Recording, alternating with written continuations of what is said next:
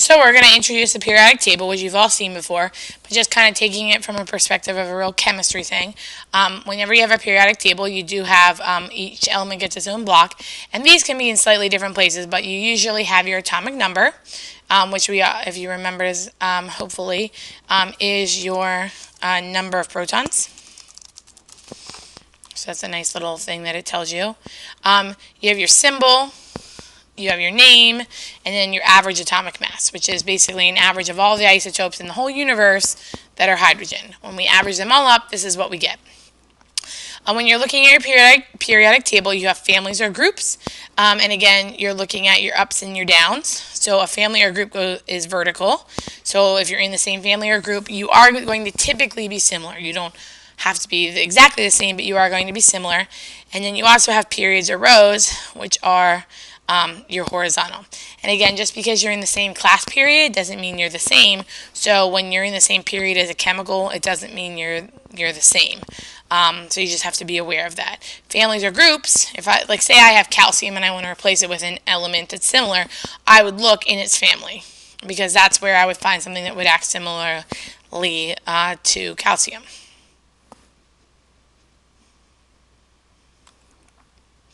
And again, this is just showing you, again, families or groups are up and down. So like this is family number 2, and all of these elements would be in the same family. If we're looking at periods or row, like this is row number 5, and this all the way across is row number 5. So like I say, hey, find family 9, row 6.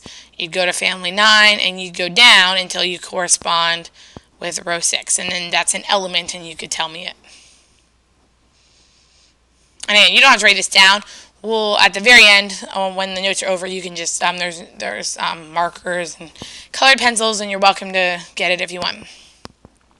So on the left side of the periodic table are metals, and they're going to be underneath the step. So most of the periodic table is metals. There's a vast majority, actually. And you know a lot about metals. They're shiny, which we call lustrous. They're ductile, which means you can draw them into wires, which is really great if you like all your electronics. They're exceptionally malleable, which means you can change their shape. In fact, gold is the most malleable element we have.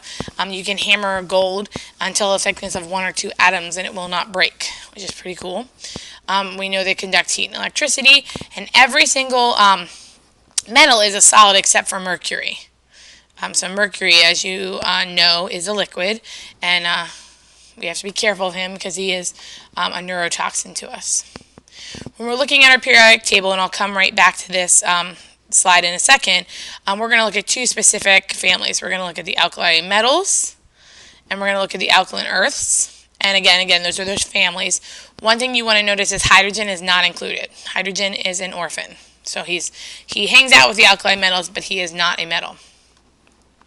So alkali metals are in the column 1, and we said excluding hydrogen. They form +1 ions, all of them, and they are very soft and very reactive, and these are the ones that can really explode to see things. You're never going to find them in nature because they are so reactive. They will react chemically with something before you would find them. And you don't need to write down their names because all you need to do is look on the periodic table. But we have lithium, sodium, potassium, rubidium, cesium, and francium are so reactive that they're very dangerous. In fact, francium is so reactive that when you look on the periodic table, he has a hypothetical molar mass, because by the time you mass him, he's kind of exploding whatever you're trying to mass him on. So these are the most reactive, and we'll watch a short video clip with that. Your alkaline earth metals, again, are column 2. So they're right here, and they're kind of like the Jan Brady's. They're always compared to the alkali metals, and they're not quite as reactive. So it's kind of like alkali metals are the best because they make explosions, and then the alkaline earths are very reactive. And one of the ones you'll like is magnesium when you burn it, but they're not quite as much. So they are column 2. And they form +2 ions. They're slightly harder, they're less reactive, and again, you don't need to write down their names because you can just look them up on the periodic table. And then at the very bottom here is kind of hard to see, but basically, whenever you're talking about any metals, and this is just in reference to any metal, you're going to lose electrons and you're going to become positive. And when you're positive, you're called a cation. I remember it because I like cats. So cations to me are positive because I like them.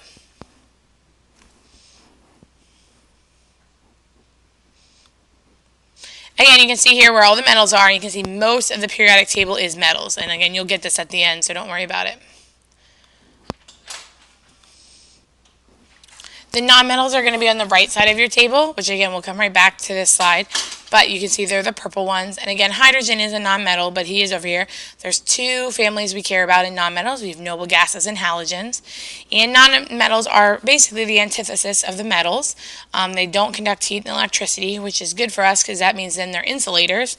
So that's good for your house because you don't want, to be freezing in the winter and really hot in the summer. They're not malleable, they're not ductile, they're not shiny, and really all elements like to be noble gases, but especially nonmetals tend to try and be that. When we look at our two specific types, we have halogens, which is at column 17. They're kind of like the alkali metals. They're real reactive. They do form -1 ions, and again, they're for nonmetals the most reactive there are. And the reason why they have this silly name is because it actually means salt formers in another language. And your last family here is the noble gases. They're all the way on the right.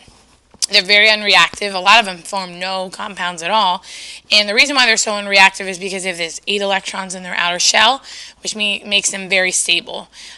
Helium is also a noble gas. Helium has 2 electrons, but he does have that stability. So they let him be with them. They are all gases, and a lot of them have colors to them. I mean, they're not really pretty, but are colored. And again, one thing you'll notice is nonmetals don't have those pretty colors. They're grays and browns and kind of like army greens. They're not like a lot of people like bright colored chemicals, and this is not where you'll find them. Here's the periodic table again, just being able to read it. And then our very last section is what we call our metalloids, and they're on the step. And if you look back at this periodic table, you can see there is like a little staircase, and that's what we're talking about. So these guys are semi-metals, semi-non-metals. They're nice for you because they are your semiconductors, so they are your computer chips. And again, these you probably do want to write down, at least their symbols, because different books fight over who's who. But for us, we're going to definitely say boron, silicon, germanium, arsenic, antimony, tellurium, and astatine. Those are your nonmetals that you need to know. And again, they are what allowed our electronic revolution to occur. So if you like those, you're good to go. And again, we've all heard of Silicon Valley because that's what they primarily use to make our computer chips.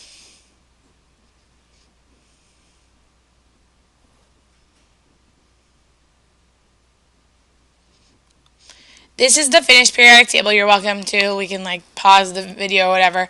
And if you want to, there's a thing on the back of your notes. You're welcome to fill it in because you should be able to read it. And if I say alkaline earth in the 4th period, you should know what that means. If I say, hey, who's the metalloid in group 13, you should know it's boron. So you definitely want to know that for the test.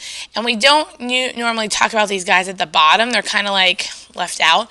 They really are up in here.